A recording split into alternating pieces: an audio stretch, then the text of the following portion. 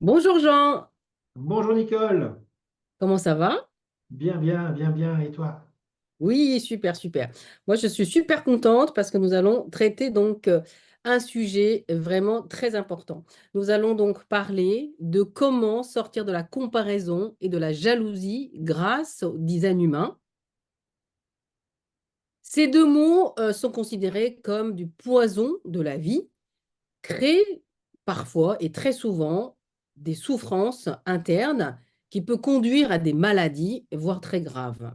Donc là, avec Jean, nous allons vous informer de la solution avec Design Humain. Comment sortir de tout ça? Voilà, je te laisse la parole, Jean. Merci Nicole.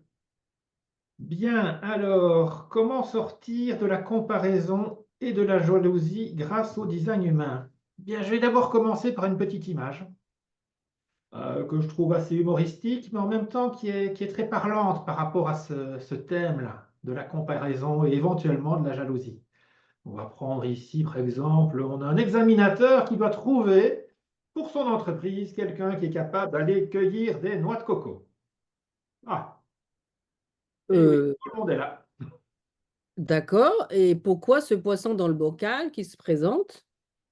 Ah, bah, il a choisi de se présenter, hein. Maintenant, il ne se connaît peut-être pas bien, hein, ce poisson. Et, il aurait peut-être dû faire son analyse design humain avant, hein.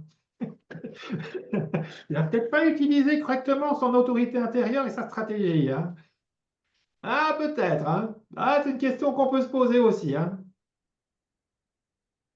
Ah, mais il y a tout ça, en fait. Ça peut poser de gros, gros soucis dans notre société à partir du moment où on essaye que les gens soient conformes, conformes à une norme identique pour tous. Aïe, aïe, aïe, ça c'est très piégeux. On voudrait nous créer une société homogénéisée. Et là, bon, bah, le poisson, il vient, pourquoi? Parce qu'il a l'impression que bah, il est tout aussi capable que le pingouin ou que le singe de grimper un arbre et d'aller cueillir des noix de coco. Ah bah oui. Et puis, si je ne sais pas le faire, je pourrais apprendre, hein. Ouais, mais il y a quand même des choses pour lesquelles bah, c'est plus compliqué, hein, on va dire ça comme ça, hein. Donc on n'est vraiment pas tous interchangeables. Oui. Écoute, j'adore cette image, Jean, merci, parce que c'est vraiment l'expression de la société d'aujourd'hui. C'est vrai que le fait voilà, d'être, on va dire, parmi tous ces profils, moi, en tant que poisson dans un bocal, et ben là, je vais me comparer aux autres, hein, ça c'est sûr. Et puis, ça va me créer des croyances limitantes, ça c'est sûr. Et d'ailleurs, ça va me faire ça pendant toute ma vie, quoi. Ouais, les croyances limitantes. Oui, oui, parce que si le poisson commence à croire qu'il ne sera reconnu que par sa capacité à grimper aux arbres, il va toujours se comparer négativement avec le singe. Il aura l'impression que le singe, ben, il est valorisé et lui pas. Maintenant, je vous garantis que si on met le singe dans l'environnement où le poisson se sent bien, le singe, il ne va pas faire long feu non plus, hein. Et là, il va comprendre pourquoi le poisson est vraiment bien adapté à son bocal et pas lui, hein. Donc il y a vraiment ce côté-là. Si on se compare des choses qui ne sont pas comparables, on ne va pas comparer des pommes et des oranges. On ne peut comparer que ce qui est comparable. On peut se comparer éventuellement à qui je suis maintenant par rapport à qui j'étais avant et qui je suis maintenant par rapport à ce que je pourrais devenir. Ah oui, là c'est comparable. Mais se comparer avec quelqu'un d'autre, ça n'a aucun sens. Vraiment, en design humain, on le comprend.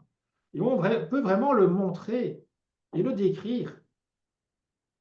Parce qu'on peut, avec le design humain, tout de suite voir c'est quoi les ombres de quelqu'un et décrire le fonctionnement de ces ombres, plutôt que la version, on va dire, lumineuse de la personne. Et quand, et c'est ce que mesure le design humain, il mesure la différenciation, en quoi nous sommes uniques, en quoi nous sommes spécifiques. Et à partir du moment où on comprend qu'on est unique, qu'on a des dons uniques, qu'on a un fonctionnement unique, ça veut dire aussi qu'on a une place unique dans l'humanité, qui n'est pas interchangeable. Maintenant, si on n'est pas interchangeable, ça veut dire aussi que personne n'est un Superman qui peut tout faire. On peut éventuellement nous connecter à certaines compétences au travers des autres, et ainsi de suite, et le faire de manière temporaire, éventuellement. Mais on ne va pas nécessairement briller partout et tout le temps. C'est là aussi qu'on se rend compte que chaque personne est complémentaire. Il faut tout pour faire un monde. C'est vraiment ce qu'on dit en général. Il faut tout pour faire un monde, et vraiment ça, oui. On est tous complémentaires, on est tous uniques. Donc, ça ne sert plus à rien quand on a compris ça de se comparer avec quelqu'un d'autre ou d'être jaloux d'un autre. De toute façon, cette personne pourrait éventuellement aussi être jalouse de nos propres dons, de notre propre compétence. Donc, à partir du moment où on comprend qu'on est unique, qu'on n'est pas interchangeable, on peut sortir de la comparaison et on peut surtout commencer à s'apprécier et s'aimer soi-même.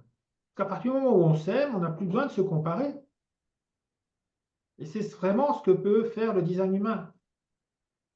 Décrire en profondeur, c'est quoi mes dons? C'est quoi mon unicité? En quoi je suis différent et spécifique? Alors c'est vrai qu'on peut trouver énormément de personnes, par exemple, qui ont, par exemple, dans leur schéma, ce carré rouge. Oui, alors on est quand même à 70% de la population. Ah, mais qui ont ce carré rouge et en même temps celui-là sur le côté. Ah, ben là, il y a plus que 50% des 70%. Ah, ça fait déjà plus que 35% de l'humanité. Ah ouais.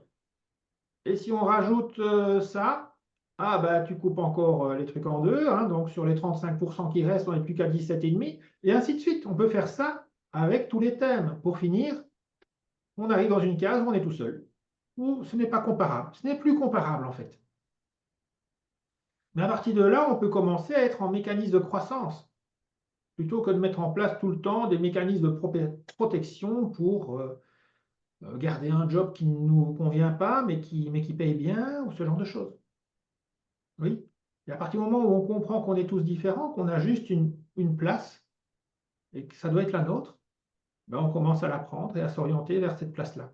Et en utilisant les outils du design humain, ça permet vraiment de nous aligner à ça, de nous différencier. Oui.